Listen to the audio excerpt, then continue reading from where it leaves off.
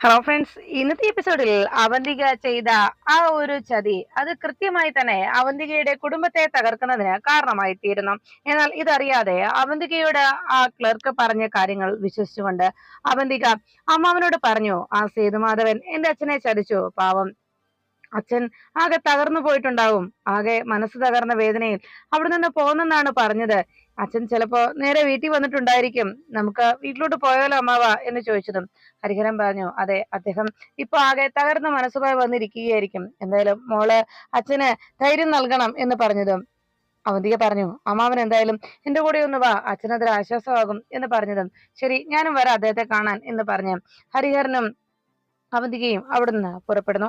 അവർ രണ്ടുപേരും കൂടി വീട്ടിലേക്ക് വന്നെത്തുമ്പോ അവിടെ വീട്ടിൽ നേരത്തെ തന്നെ വിനയചന്ദ്രൻ എത്തിയതായിട്ട് കാറ് കിടക്കുന്നത് കാണുന്നു. ഉടനെ തന്നെ അവന്റെ കാറിൽ നിന്നിറങ്ങി പറഞ്ഞു, അമ്മാവ അച്ഛൻ ഇവിടെ തന്നെയുണ്ട്, വേഗം വാ എന്ന് പറഞ്ഞുകൊണ്ട് അവർ ഇരുവരും അകത്തേക്ക് ഓടിക്കയറുന്നു. അകത്ത് വന്ന് നോക്കുമ്പോൾ ടേബിളിൽ ഏതോ ഒരു ലെറ്റർ ഇരിക്കുന്നത് അവന്തിക കാണാനിടെ ആ ലെറ്റർ എടുത്ത് വായിച്ചു നോക്കുന്നു അവന്തിക. ഇതുവരെ എന്റെ കൂടെ നിന്നവരും ഞാൻ വിശ്വസിച്ചവരുമെല്ലാം എന്നെ ചതിച്ചു. ഇനിയും ഈ അപമാനവും പേറി ചെയ്യാത്ത തെറ്റിന്റെ പേരിൽ അപമാനിതനായി മുന്നോട്ട് ജീവിക്കാൻ എനിക്ക് കഴിയില്ല. അതുകൊണ്ട് എന്നെ സ്നേഹിക്കുന്നവരെല്ലാവരും എന്നോട് ക്ഷമിക്കുക എന്ന് പറഞ്ഞുകൊണ്ട് അതിൽ ഞാൻ എന്റെ ജീവിതം അവസാനിപ്പിക്കുന്നു എന്നുകൂടി വിനയചന്ദ്രൻ എഴുതിയിരിക്കുന്നു. അത് കണ്ടതോടെ അച്ഛാ എന്ന് വിളിച്ചുകൊണ്ട് അവന്തിക നേരെ റൂമിലേക്ക് ഓടി വരുന്നു. അപ്പോ അവിടെ കാണുന്ന കാഴ്ച അദ്ദേഹം തന്റെ ജീവിതം അവസാനിപ്പിച്ചതായി, ആ ജീവിതം എന്നേക്കുമായി അവസാനിപ്പിച്ചുകൊണ്ട് അദ്ദേഹം ആത്മഹത്യ ചെയ്തിരിക്കുന്നു. ആ കാഴ്ച കണ്ട് അവന്തികയുടെ മനസ്സാകെ തകർന്നു. അക്കാര്യം ഓർത്തുകൊണ്ട് അവന്തിക നന്ദന്റെ അരികിലേക്ക് എത്തിയിട്ട് പറഞ്ഞു, അന്ന് എന്റെ അച്ഛനെ എന്നിൽ നിന്ന് നഷ്ടമാക്കിയത് നിങ്ങളുടെ അച്ഛൻ ചെയ്ത ചതിയാണ്. ആ ചതിക്ക് തിരിച്ചടിയായിട്ട് ഞാൻ നിങ്ങളുടെ വീട്ടിലേക്ക് വന്നത്. എന്തായാലും ഇനി നിങ്ങളുടെ അച്ഛൻ എന്റെ കൈകൊണ്ടാണ് കൊല്ലപ്പെടാൻ പോകുന്നത്. അയാളുടെ മുന്നിൽ ഇപ്പോ ഞാൻ അയാൾക്ക് വളരെ വിശ്വസ്തയായിട്ടുള്ള മരുമകളാണ്. പക്ഷേ നിങ്ങളുടെ കുടുംബത്തെ തകർത്തെറിയാൻ വേണ്ടി തന്നെയാണ് ഞാൻ ഇത്രയും നാൾ കാത്തിരുന്നത്. ഇതുവരെ ഞാൻ നിങ്ങളുടെ കുടുംബത്തെ ആരെയും ദ്രോഹിച്ചിട്ടില്ലെങ്കിൽ പോലും നിങ്ങളെ ഞാൻ ഈ രീതിയിലാക്കിയത് എന്ത് കാരണത്താലാണെന്ന് നിങ്ങൾക്കറിയാമല്ലോ. എന്റെ കുടുംബത്തോട് നിങ്ങളുടെ അച്ഛൻ ചെയ്ത ദ്രോഹം, ആ ചതി, അത് ഞാൻ ഒരിക്കലും മറക്കില്ല എന്ന് പറഞ്ഞുകൊണ്ട് അവന്തിക കലിയോടെ നന്ദന്റെ അരികിലേക്ക് വരുമ്പോ നന്ദൻ പറഞ്ഞു, അവന്തികെ, നീ ഈ കരുതുന്ന ഒന്നും ശരിയല്ല, ഇതൊക്കെ നിന്റെ വെറും തെറ്റിദ്ധാരണ മാത്രമാണെന്ന് നീ ഒരിക്കൽ തിരിച്ചറിയും. അന്ന് ചെയ്തു പോയ തെറ്റിന് മാപ്പ് പറയാനോ പ്രായശ്ചിത്തം ചെയ്യാനോ പോലും കഴിയാത്ത അവസ്ഥയിലായിരിക്കും നീ. നീ ഇതുവരെ ചെയ്തു കൂട്ടിയതൊക്കെ തെറ്റായിരുന്നുവെന്ന് അന്ന് നീ തിരിച്ചറിയാവന്തിക. അങ്ങനെ ഒരു അവസ്ഥയിലേക്കാണ് നീ എത്താൻ പോകുന്നത്. ഇനിയെങ്കിലും നീ ഒന്ന് വിശ്വസിക്കും ഞാൻ പറയുന്നത്. എന്റെ അച്ഛനൊന്നുമല്ല, ഞാൻ പോലും ഒരിക്കലും നിന്റെ കുടുംബത്തെ തകർക്കാനായി ഒന്നും ചെയ്തിട്ടില്ല. പിന്നെ ഒരു കാര്യം കൂടി അവന്തിക നീ ഓർത്തോ, എന്റെ അച്ഛന്റെ നല്ല മനസ്സുകൊണ്ടാണ് സ്വന്തം കൂടപ്പിറപ്പിനെ പോലെ സ്നേഹിച്ച തന്റെ ആത്മാർത്ഥ സുഹൃത്തിന്റെ മകള് ഒറ്റപ്പെട്ടു പോകരുത് എന്ന കാരണത്താൽ എന്നെ കൊണ്ട് നിന്നെ അച്ഛൻ വിവാഹം കഴിപ്പിച്ചത്. ഞാൻ നിന്നെ വിവാഹം കഴിക്കാനായിട്ട് തയ്യാറായതും അച്ഛന്റെ ആ ഒറ്റയൊരു ആഗ്രഹം കൊണ്ട് മാത്രമാണ്. അച്ഛന്റെ കൂട്ടുകാരന്റെ മകൾ ഒരിക്കലും അനാഥയായി ജീവിക്കരുത്, അവൾ ഒറ്റപ്പെട്ടു പോകരുത്. അക്കാരണം കൊണ്ട് തന്നെ ആ ഒരു ആഗ്രഹം അച്ഛന്റെ മനസ്സിലുള്ളത് കൊണ്ടാണ് ഞാൻ അക്കാര്യത്തിന് അന്ന് ഉറപ്പ് നൽകിയതും ഞാൻ നിന്റെ കഴുത്തിൽ താലി കെട്ടാൻ തയ്യാറായതും. എന്നാൽ നിന്റെ മനസ്സിൽ ഞങ്ങളോടുള്ള പകയായിരുന്നുവെന്ന് പിന്നീടല്ലേ ഞാൻ തിരിച്ചറിഞ്ഞത്. അവന്തിക, നീ ചെയ്യുന്നതൊക്കെ നിന്റെ വെറും തെറ്റിദ്ധാരണ മാത്രമാണ്, തെറ്റിദ്ധാരണയുടെ പുറത്തുണ്ടായതാണ് ഇതെല്ലാം തന്നെ എന്ന് പറഞ്ഞതും അവന്തിക പറഞ്ഞു, എല്ലാം തെറ്റിദ്ധാരണയാണല്ലേ, എല്ലാം അനുഭവിച്ച എന്നോട് നിങ്ങൾ തെറ്റിദ്ധാരണയാണെന്ന് പറയുന്നു. ഞാനും എന്റെ അനുജത്തിയും അനുഭവിച്ചതിന്റെ നാലിലൊന്ന് പോലും നിന്റെ കുടുംബം അനുഭവിച്ചിട്ടില്ല. അതുകൊണ്ട് തന്നെ ഞാൻ ഇതിനെല്ലാത്തിനും പകരം ചോദിക്കുക തന്നെ ചെയ്യും. നിന്റെ കുടുംബത്തില് ഒരെണ്ണത്തിനെ പോലും അവശേഷിപ്പിക്കാതെ, ഒരു തലമുറ പോലും അവശേഷിക്കാതെ എല്ലാത്തിനെയും ഞാൻ ഇല്ലാതാക്കും, നീ നോക്കിക്കോ എന്ന് പറഞ്ഞ് നന്ദനോട് അവന്തിക പറഞ്ഞു, ഞാൻ നിന്റെ അച്ഛന്റെ മുന്നിൽ ചെന്ന് ചിരിച്ചുകൊണ്ട് തന്നെ അയാളുടെ കൊരവള്ളി ഞാൻ അറുത്തിരിക്കും എന്ന് പറയുമ്പോ ആ വാക്ക് കേട്ട നന്ദൻ അവന്തികയുടെ കഴുത്തിന് കുത്തിപ്പിടിക്കുന്നു. എന്തു പറഞ്ഞടി നീ? നീ എന്റെ കുടുംബത്തെ തകർക്കാൻ, എന്റെ അച്ഛനെ ഇല്ലാതാക്കാൻ നീ ജീവനോടെ ഉണ്ടായിട്ട് വേണ്ടേ?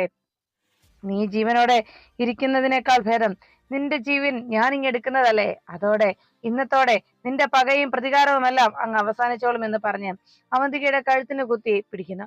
ഭിത്തിയോട് ചേർന്ന് അവന്തികയുടെ കഴുത്തിന് കുത്തി പിടിച്ച് അങ്ങനെ നന്ദൻ നിൽക്കുമ്പോ പെട്ടെന്ന് ഹരിഹരൻ അവിടേക്ക് എത്തി നന്ദനെ പിടിച്ചു മാറ്റി അവന്തികയിൽ നിന്ന് ആ നന്ദനെ പിടിച്ചു മാറ്റുകയും ഉടനെ തന്നെ മറ്റൊരു റൂമിലേക്ക് നന്ദനെ എടുത്തിട്ട് ആ റൂം ലോക്ക് ചെയ്യുന്നു. അപ്പോഴേക്കും അവന്തിക തൽക്കാലം ഹരി ആ നന്ദന്റെ പിടിയിൽ നിന്ന് രക്ഷപ്പെട്ട ആശ്വാസത്തിൽ അമ്മാവന്റെ വീട്ടിൽ നിന്ന് നേരെ നെല്ലിശ്ശേരിയിലേക്ക് പുറപ്പെട്ടു. കാർ വന്നിരുന്ന ശബ്ദം കേട്ട് വാതുക്കലേക്ക് അനഘ എത്തി. അനഘ വന്ന് ചോദിച്ചു, അല്ല ചേച്ചി, ചേച്ചി ഇത് എവിടെ പോയതാണ്? ഉടനെ അവധിയെ പറഞ്ഞു, എനിക്ക് ഒന്ന് രണ്ട് പേരെ കാണാനുണ്ടായിരുന്നു, കൂട്ടത്തിൽ ഞാൻ അമ്മാവന്റെ അടുത്ത് വരെ പോയി. ഈ സമയത്ത് അവന്തികയുടെയും അനഘയുടെയും സംസാരം അപ്പുറത്ത് മാറി നിന്ന് ജനലിനരികിൽ നിന്ന് കൃത്യമായി അച്ഛനെ കേൾക്കുന്നു. അനഘ അവന്തികയോട് ചോദിച്ചു, അമ്മാവന്റെ അടുത്തോ? ഹരിഹരൻ അമ്മാവന്റെ അടുത്തോ? എന്നാ എന്നെ കൂടി കൊണ്ടുപോകാൻ പാടില്ലായിരുന്നോ? എത്ര നാളായി ഞാൻ അമ്മാവനെ കണ്ടിട്ട്. അത് കേട്ട ഉടനെ അവന്തിക പറഞ്ഞു, ഇപ്പോ അമ്മാവൻ എവിടേക്ക് വരാൻ പറ്റുന്ന ഒരു സാഹചര്യമല്ല. അമ്മാവന് ഞാൻ വലിയൊരു ജോലി കൊടുത്തിരിക്കുകയാണ്, വലിയൊരു ഉത്തരവാദിത്വമുണ്ട് അമ്മാവൻ ഇപ്പോ. അത് കേട്ട ഉടനെ അവന്തികയോട് അനഘ പറഞ്ഞു, എന്തായാലും ശരി, എനിക്ക് അമ്മാവനെ ഒന്ന് പോയി കാണണം, അല്ലെങ്കിൽ അമ്മാവനോട് ഇങ്ങോട്ട് വരാൻ പറ, ഇവിടെ വന്ന് എന്നെ ഒന്ന് കാണാവല്ലോ എന്ന് പറഞ്ഞതും അവന്തിക പറഞ്ഞു, അമ്മാവനോട് ഞാൻ പറയാം, അമ്മാവൻ ഉടനെ തന്നെ നിന്നെ കാണാൻ എത്തുകയും ചെയ്യും. എന്തായാലും നമ്മൾ ഈ വീട്ടിൽ ജീവിക്കുന്നത് എന്ത് കാരണത്താലാണ്? ഈ നെല്ലിശ്ശേരി കുടുംബത്തെ ഒന്നാകെ തകർത്ത് കളയുക എന്ന ആഗ്രഹം കൊണ്ടല്ലേ? ആ ഒരു ലക്ഷ്യമല്ലേ നമ്മൾ ഇവിടെ ജീവിക്കുന്നതിന് പിന്നിലുള്ളത്? നമ്മുടെ ആ ലക്ഷ്യം നേടിയെടുക്കുന്നതിന് വേണ്ടി അമ്മാവനും നമ്മളെ സഹായിക്കും. അതിനുവേണ്ടി അമ്മാവന് ഞാൻ വലിയൊരു ദൗത്യം ഏൽപ്പിച്ചിരിക്കുകയാണ്. അതുകൊണ്ടാണ് അമ്മാവൻ തൽക്കാലം ഇവിടേക്ക് വരില്ലെന്ന് ഞാൻ പറഞ്ഞത്. താമസിയാതെ അമ്മാവനെ ഇവിടേക്ക് കൊണ്ടുവരാം എന്ന് പറഞ്ഞതും അനഘയ ചോദിച്ചു, ചേച്ചി എന്താ എന്നിൽ നിന്ന് എന്തെങ്കിലും മറയ്ക്കുന്നുണ്ടോ എന്ന് ചോദിച്ചതും അവന്തിക പറഞ്ഞു, ഞാൻ നിന്നിൽ നിന്ന് ഒന്നും മറയ്ക്കുന്നില്ല. എന്ത് ഞാൻ മറയ്ക്കേണ്ടത്? അതിന് മറയ്ക്കേണ്ട കാര്യങ്ങളൊന്നും തന്നെ എന്റെ ഭാഗത്തില്ലല്ലോ. പിന്നെ ഇത്രയും നാളും ഈ കുടുംബത്തെ ജീവിക്കാൻ ഞാൻ അനുവദിച്ചത് നിന്നെ സന്ദീപ് നിനക്ക് സ്വന്തമാകുമെന്നുള്ള ആ ഒരു ഒറ്റ കാരണത്താലായിരുന്നു ആരെയും നമ്മൾ ദ്രോഹിക്കാതിരുന്നത്. എന്നാൽ നമ്മുടെ ആ ആഗ്രഹം നടക്കുകയില്ല എന്ന് ഇപ്പോൾ മനസ്സിലായി കഴിഞ്ഞല്ലോ. ഇനിയിപ്പോ സന്ദീപിനെ ഓർത്ത് നമ്മൾ ഈ കുടുംബത്തെ നിലനിർത്തേണ്ട ആവശ്യമില്ല. ഇനി ഓരോന്നിനുമായി ഇല്ലാതാക്കണം. അതാണ് ഇനി എന്റെ നീക്കം. ഇനി എന്റെ പകയും പ്രതികാരവും ഞാൻ മനസ്സിൽ കൊണ്ട് നടക്കില്ല. ഉടനെ തന്നെ എന്റെ പക ഞാൻ അത് ഈ കുടുംബത്തോട് വീട്ടുക തന്നെ ചെയ്യും എന്ന് അവന്തിക അനഘയോട് അറിയിച്ചു. അത് കേട്ടതും അനഘ ചോദിച്ചു, അല്ല ചേച്ചിയുടെ കഴുത്തിന് എന്താ പറ്റിയത്? കഴുത്തെ പാടുണ്ടല്ലോ എന്ന് ചോദിച്ചതും അവന്തിക പറഞ്ഞു, അത് പിന്നെ ഞാൻ ആ കാറ് ഡ്രൈവ് ചെയ്യുന്ന സമയത്ത് ആ സീറ്റ് ബെൽറ്റ് കഴുത്തിലൊന്ന് ഇറുക്കിയതാണ്, അതാ പറ്റിയത്, അല്ലാതെ വേറെ പ്രശ്നമൊന്നും തന്നെ ഇല്ല എന്ന് പറഞ്ഞു. ഉടനെ അവന്തിക അങ്ങനെ പറഞ്ഞത് വിശ്വസിച്ച് അനഘ അങ്ങനെ നിൽക്കുമ്പോൾ അനഘയുടെയും സംസാരം കേട്ട അർച്ചന എന്തായാലും ഹരിഹരൻ എന്നൊരു അമ്മാവൻ അവർക്കുണ്ട് എന്നുള്ള കാര്യം അനഘയും അവന്തികയുടെയും അമ്മാവന്റെ അല്ലെങ്കിൽ അവരുടെ ഏക ബന്ധുവായിട്ടുള്ള അമ്മാവനെ കുറിച്ച് അർച്ചന മനസ്സിലാക്കുന്നു. അതിനുശേഷം അർച്ചന നേരെ അമ്മാവനെയും കുറിച്ചുള്ള വിവരങ്ങൾ മനസ്സിലാക്കിയതുകൊണ്ട് അദ്ദേഹത്തെ കണ്ടെത്തുന്നതിന് വേണ്ടിയുള്ള തീരുമാനത്തിലേക്ക് എത്തി. ഈ സമയത്ത് റൂമിൽ അർച്ചനയെ പ്രതീക്ഷിച്ചിരിക്കുകയായിരുന്നു സച്ചി. അർച്ചന കിടക്കുന്നതിന് മുമ്പ് കുടിക്കാനുള്ള ജഗിൽ വെള്ളവുമായിട്ട് നേരെ റൂമിലേക്ക് എത്തി. റൂമിലേക്ക് അർച്ചന വന്ന് കയറിയതും സച്ചി അരികിലേക്ക് എത്തിയിട്ട് പറഞ്ഞു, ആഹാ, താൻ എന്താ എത്ര വൈകിയത്? എത്ര നേരമായി ഞാൻ കാത്തിരിക്കണം. ഉടനെ അർച്ചന ചോദിച്ചു, എന്തു പറ്റി? സച്ചിന് ഉറക്കം വന്നോ എന്ന് ചോദിച്ചിട്ടും സച്ചി പറഞ്ഞു, എടോ അതല്ല, നമുക്ക് ഒരു കുഞ്ഞ് വേണ്ടേ? ഇനി ഒരു കുഞ്ഞ്, അതിനു വേണ്ടിയുള്ള അതിലേക്കുള്ള നീക്കങ്ങളാണ് ഇനി നമ്മുടെ ഭാഗത്തുനിന്ന്. ഇനി ഒരു കുഞ്ഞ് വേണം, അതിനു വേണ്ടിയാണ് നമ്മൾ ഇനി ജീവിക്കേണ്ടത്. അതുകൊണ്ട് ഒരു കുഞ്ഞിനെ സ്വന്തമാക്കാനുള്ള പ്രയത്നമാണ് ഇനി നമ്മുടെ ഭാഗത്തുനിന്ന് വേണ്ടത് എന്ന് പറഞ്ഞതും അർച്ചന പറഞ്ഞു, അതൊക്കെ ശരി തന്നെയാണ്, പക്ഷെ നമ്മള് ആഗ്രഹിച്ചാൽ പെട്ടെന്ന് കുഞ്ഞിനെ ദൈവം തരണമെന്നില്ലല്ലോ. അതുകൊണ്ട് ദൈവത്തിന് അനുഗ്രഹം കൂടി ഉണ്ടെങ്കിൽ നമുക്ക് നല്ലൊരു കുഞ്ഞിനെ, സൽസ്വഭാവിയായിട്ടുള്ള നല്ലൊരു കുഞ്ഞിനെ നമുക്ക് ലഭിക്കും എന്ന് പറഞ്ഞു.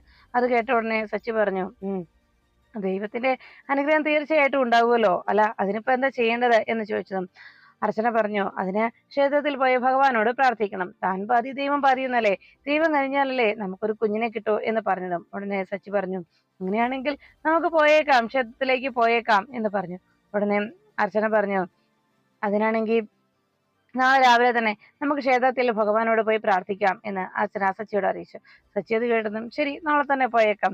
അങ്ങനെ താൻ പാതി ദൈവം പാതി എന്നുള്ളത് കൊണ്ട് ദൈവത്തിന്റെ പാതി നമുക്കങ്ങ് ചെയ്യാം, എന്നാ താൻ പാടോ എന്ന് പറഞ്ഞ് സച്ചി അർച്ചനയെ വിളിച്ചതും അർച്ചന ചോദിച്ചു, എങ്ങോട്ടാ? അല്ല നമ്മുടെ പാതി നമ്മൾ ചെയ്യണ്ടേ എന്ന് സച്ചി ചോദിച്ചതും അർച്ചന പറഞ്ഞു, അതെ, നാളെ നമുക്ക് ക്ഷേത്രത്തിൽ പോകേണ്ടതാ, അതുകൊണ്ട് മനസ്സും ശരീരവും ശുദ്ധമായിരിക്കണം. അങ്ങനെ പോയി ക്ഷേത്രത്തിൽ പോയി പ്രാർത്ഥിച്ചാൽ മാത്രമേ നല്ല ഗുണങ്ങൾ ഉണ്ടാവുകയുള്ളൂ, നമ്മുടെ ആഗ്രഹം ദൈവം സാധിച്ചു തരൂ എന്ന് പറഞ്ഞു.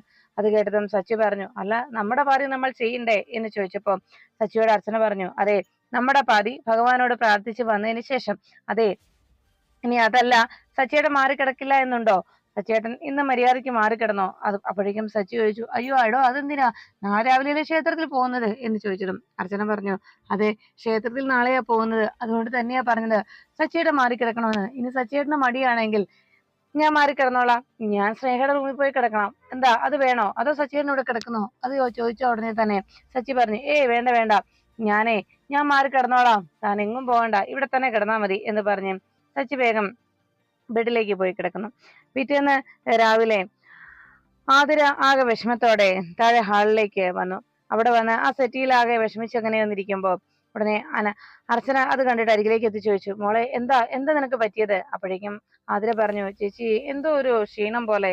ഉടനെ തന്നെ അർച്ചന ടെൻഷനോടെ എടുത്തി എന്ന് അകത്തേക്ക് നോക്കി വിളിച്ചു. ദാ വരുന്നു എന്ന് പറഞ്ഞ് വേഗം തന്നെ മീര താഴേക്ക് എത്തി, അരികിലേക്ക് എത്തി. എന്താ എന്താ അർച്ചന എന്ന് ചോദിച്ചതും എന്താ അച്ചു എന്ന് അന്വേഷിച്ചപ്പോഴേക്കും അർച്ചന പറഞ്ഞു, അത് ഏട്ടത്തി ഇവൾക്ക് എന്തോ ക്ഷീണമുള്ളത് പോലെ. അതൊന്നും സാരമില്ല, അതൊക്കെ ഈ സമയത്ത് സാധാരണ ഗർഭിണികൾക്ക് ഉണ്ടാവുന്ന, അതൊന്നും ഓർത്ത് ടെൻഷൻ ഉണ്ട്, നിന്റെ ക്ഷീണമൊക്കെ ഇപ്പൊ ഞാൻ മരുതരാമല്ലോ എന്ന് പറഞ്ഞുകൊണ്ട് വേഗം തന്നെ അവിടുന്ന് മീര നേരെ കിച്ചണിലേക്ക് പോയി. അവിടെ ചെന്നിട്ട് കിച്ചണിൽ നിന്ന് ഒരു ഒരു ഗ്ലാസ് പാലെടുത്തുകൊണ്ട് നേരെ അവന്തിക്ക് അർച്ചനയുടെയും അവരുടെ മുന്നിലേക്ക് എത്തി. എന്നിട്ട് മീര പറഞ്ഞു, ഇതാ ഈ ഗ്ലാസ്സിലെ പാലം കുടിച്ചേ, അപ്പൊ ഈ ക്ഷീണമൊക്കെ പോവും. അപ്പോഴേക്കും ആതിര പറഞ്ഞു, എനിക്ക് വേണ്ട എടുത്തി, ഇപ്പൊ എനിക്ക് പാല് കുടിക്കാൻ തോന്നുന്നില്ല, ഞാൻ വൊമിറ്റ് ചെയ്യും.